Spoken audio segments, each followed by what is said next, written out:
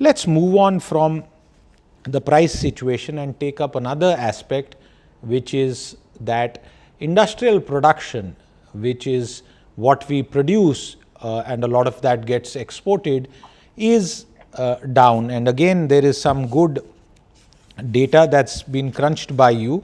Give our viewers a sense of what's happening as far as industrial output is concerned. The headline obviously being that it weakened further in August. Yeah, so industrial production has been quite surprising. It's been quite weak, and I think this is one of the reasons why we are starting to get nervous on growth, because industrial production essentially was minus 0.8%. On a year-on-year basis. So that's compared to what it was last year in August versus 2.2% in July. Now, there is a concept known as sequential momentum in economics, but without getting much into the technicalities, essentially the industrial production over 2 quarters so over the past 2 months, has weakened quite a lot, right? So to give you an example of how much it's weakened, we and market was expecting 1.6 or 1.7% for this number, 1.7%, and what came out was minus 0.8%.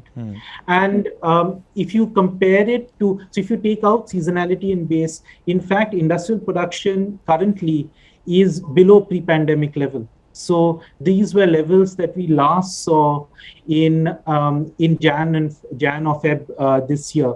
So we've been seeing a lot of weakness within industrial production, in particular within the consumer goods side, both consumer non-durables as well as consumer durables, and it's also broad-based.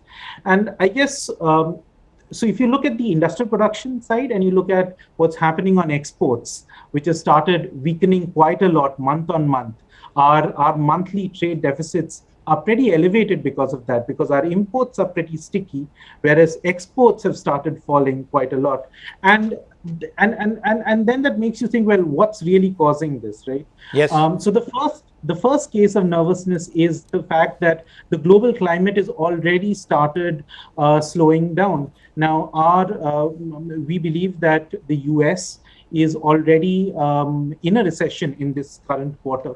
And the whole of next year, it's going to be pretty much in recession, as is the case that's going to be for, say, Europe, as it's the case is going to be for a number of developed markets.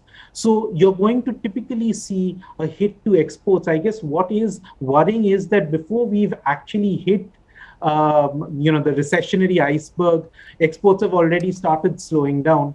And then there's also the other thing, which is that a lot of the momentum happened post-pandemic, which is that pandemic got over and then people started recovering and growth started picking up. Now, one of the things that we are seeing, not just in industrial production, but in the broader set of indicators that in August and September, is that it kind of peaked in Q2 of the calendar year.